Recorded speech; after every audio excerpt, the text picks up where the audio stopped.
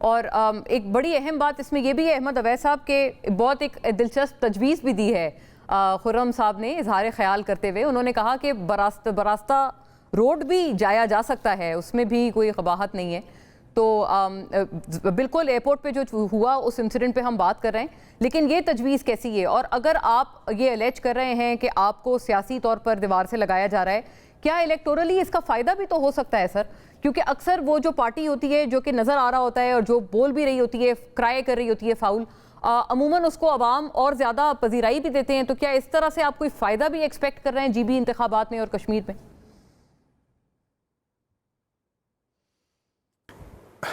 बड़ा अच्छा सवाल है आपका, लेकिन आप पास्ट एक्सपीरियंस भी हमारे सामने है ना, उसको भी सामने रखिए।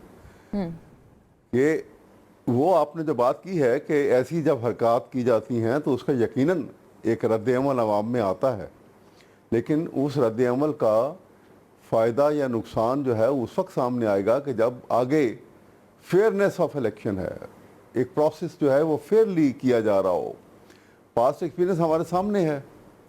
ये 2.5 साल से जो नॉन इलेक्टेड आदमी पार्लियामेंट को कंट्रोल करके बैठे हुए हैं, इनसे आप ये उम्मीद करें या हम भी ये उम्मीद करें कि ये बड़े फेयरली चलेंगे, ये इंसाफ और कानून की बात करेंगे, क्योंकि इलेक्शन के रिजल्ट्स के ऊपर जब ताकत के कानून को इस्तेमाल किया गया है तो अब कहाँ से कानून की ताकत इस्तेमाल होगी? अब भी ताकत का कानून ही इस्तेमाल होगा।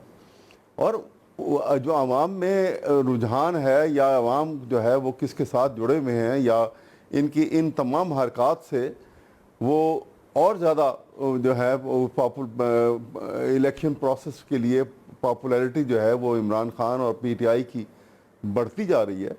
लेकिन क्वेश्चन तो ये आ रहा है कि ये जिस निज़ाम को पेल्यूट कर किया जा रहा है, एक दीदा दानिस्ता एक प्रोसेस के पेश नज़र, कि किसी तरीके से इस निज़ाम को ही लपेट दिया जाए, और ये ख़तरनाक सूरत हाल है। मैं एक निज़ाम को लपेटने से अहमद साहब मैं अगर अर्ज करूं, आपकी क्या मुराद है कि आप फरमा रहे हैं कि अभी मजीद कुछ ऐसी चीज़ आपको खदशा है कि निज़ाम लपेटने की कोई बात हो रही है? जी जी बिल्कुल हो रही है। उसकी वजह यह है, 2 चीज़ें हो रही हैं बल्कि जी प्लीज। एक तरफ तो जो 28वीं तरमीम के मुतालिक जो आएगी जिस अंदाज में, उससे आपको जिस वक्त सामने आएगी तो पता लगेगा कि निज़ाम पे कितना एडवर्स इफेक्ट हुआ। और दूसरा एक ये भी इतलात अभी कुछ पता लग रही हैं जो कुछ दिनों में या कुछ टाइम में जल्दी मंजर आम पे आएंगी, कि इस वक्त जो है मिलिट्री इस्टेब्लिशमेंट जो है वो एक करप्शन के अगेंस्ट बाकायदा कैंपेन शुरू कर रही है, और गिरफ्तारियों और वो एक बाकायदा तैयारियां हो रही हैं कि उसमें इररिस्पेक्टिव के पॉलिटिशियन और ब्यूरोक्रेसी के और ये तमाम लोग जो हैं, जो भी ये चले, अगर ये नेक नीयत से अगर ये काम हो रहा है तो मैं उसको अप्रूव करूंगा कि करप्शन बहरहाल ख़त्म होगी तो मुल्क तरक्की की तरफ कोई एक छोटा स्टेप जो बड़ा स्टेप। मैं यही आपसे अर्ज करने लगी थी कि ये तो PTI का अव्वलीन नारा था कि करप्शन से निजात, तो अगर ऐसा हो रहा है तो ये आप इसको खुशाइन समझते हैं? और क्या ये अक्रॉस ऑल पार्टीज ये प्रॉब्लमैटिक होगा? उसको मैं समझता हूँ, उसको यकीनन समझता हूँ, लेकिन ये प्रॉब्लमैटिक तो तमाम उन लोगों के लिए होगा जिन्होंने छुप के और इस हालात में पाकिस्तान जिस क्राइसिस में है उसमें बड़ी बहुत ग्लेरिंग किस्म की करप्शन की हैं। मतलब आपको एक छोटी सी मिसाल दे देता हूँ, इसी ये ऑयल के प्राइसेस के ऊपर, ऑयल के प्राइसेस पे आ जाइए। जब इन्होंने सस्ते दामों खरीदा हुआ था तो एक रात में 55 रुपए पर लीटर जो है उसको बढ़ा दिया गया। वो अरबों रुपया जो आया उसका कौम हिसाब नहीं मांगती कि वो पैसा कहाँ आया और कहाँ किया गया और कहाँ खर्च किया गया और कहाँ रखा गया। उसके बाद पाकिस्तान की अभी डिटेल लेकर आए, लेवी इन्होंने बढ़ा दिया। इनको तो किसी स्टेज के ऊपर भी ऑयल जो है महंगा नहीं मिला बिल्कुल भी। अब प्राइसेस और गिर गई वहां पर, तो 22 रुपए कम करके इतनी ज्यादा बढ़ाने के बाद 22 रुपए कम। अच्छा अहमद साहब, आपने एक बहुत दिलचस्प बात की है, मुझे ब्रेक का भी कहा जा रहा है, मैं फौरी उस पर बढ़ती हूँ, लेकिन आपने कहा इनको कभी भी महंगा तेल नहीं मिला। ये थोड़ा सा हमें समझने में आप मजीद मदद दीजिएगा, क्योंकि जो कीमत है वो तो वही है, कोई डिस्काउंटेड रेट पे तो पाकिस्तान को नहीं मिलेगा। और जो दुबई ब्रेंड से या दुबई क्रूड जो हम खरीदते हैं, जिस इंडिसेस को हम फॉलो करते हैं, वो भी बहुत आसमानों से बातें करता रहा है in all this war episode. तो आप फिर भी उसके बावजूद आपने क्लेम किया कि इनको यानी पाकिस्तान को कभी भी महंगा नहीं मिला। तो मोर ऑन दिस नाजरीन पूछेंगे, इस पे मजीद करेंगे मामले पे, इस बहुत ज़रूरी उमूर को मजीद इस पे बात करना अहम होगा। खुर्रम साहब, ये एलिगेशन या इल्ज़ाम, इस पे अगर आप हमें कुछ बता पाएँ कि पाकिस्तान को क्या कभी महंगा तेल नहीं मिला? और कई लोग सर ऑफ द रिकॉर्ड भी ये वाली बात करते हैं, कुछ लोग ऑन द रिकॉर्ड ऑल्सो, कि ये अपनाए हरमज़ का जो पैसेज था वो पाकिस्तानी जो परचम बेयर करने वाली शिप्स थी उनके लिए हमेशा खुला था, तो हमें तो ना कभी बंदिश का सामना हुआ। और पाकिस्तान वाहिद सालसी भी था ऑफिशियली दोनों ममालिक की बुक्स में। तो in that case also IMF से भी हमें कुछ रियायत मिल सकती थी इन प्रेजेंट वॉर सर्कमस्टांसेस।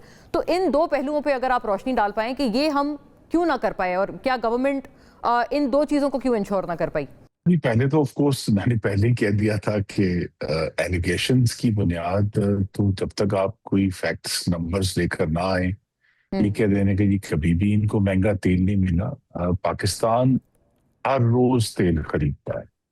ये नहीं होता कि आपने एक स्टॉक रख लिया है और आप इंतजार करते हैं कि जी कोई कीमत बढ़ेगी या हमें कोई डिस्काउंट देगा।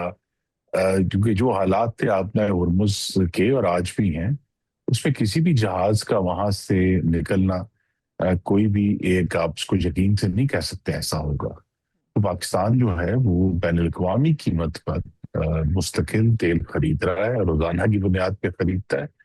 और जो असल कामयाबी है शहबाज शरीफ गवर्नमेंट की, वो ये है कि इस तमाम पीरियड में पाकिस्तान में कीमत की तकलीफ जरूर हुई है पाकिस्तान के अवाम, तो आज भी है, लेकिन एक दिन भी पेट्रोल की कमी का सामना, पेट्रोल पंपों पर लाइनें नहीं लगी कि जी वो पेट्रोल नहीं है या कम दे रहे हैं।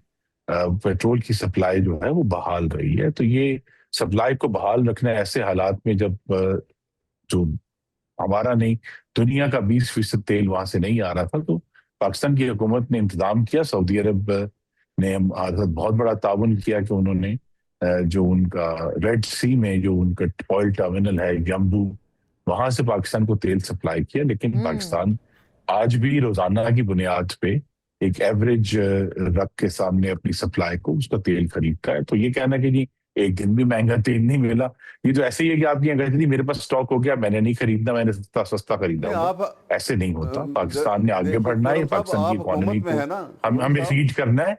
तो मेरी सिर्फ इस्तदा ये है कि जो दूसरा सवाल है अवैस साहब का वो अहम है, लेकिन फिर इनके जो अरकान हैं वो जब अभी बजट इजलास अगले जुम्मे से शुरू हो रहा है, कोई तैयारी करके आए और अपनी जो एलिगेशंस हैं उनकी कोई फैक्ट्स एंड फिगर्स लेकर आए, तो हुकूमत इसका जवाब भी देगी। लेकिन वहां फिर ये होगा कि ये कागज फाड़ेंगे और बजट की किताबें एक दूसरे को मारेंगे और जो है वो मामला खत्म हो जाएगा। तो अहमद अवैस जैसे जो संजीदा लोग हैं, मेरी उनसे भी इस्तदा है कि कम से कम अपनी जमात को तैयार करा के पार्लियामान में भिजवाएं, ताकि वो बेहतर तरीके से जो भी आपकी एलिगेशन है उसको सबूत देकर आए, ताकि हम ताकि हुकूमत को भी ये मालूम हो कि जब फैक्ट्स एंड फिगर्स आएंगे तो उसका जवाब देना होगा। इस तरह तो सच्ची है कि ये बहुत आसान है हर किस्म के इल्जाम लगा। एक सवाल आपसे करना चाह रहा हूं।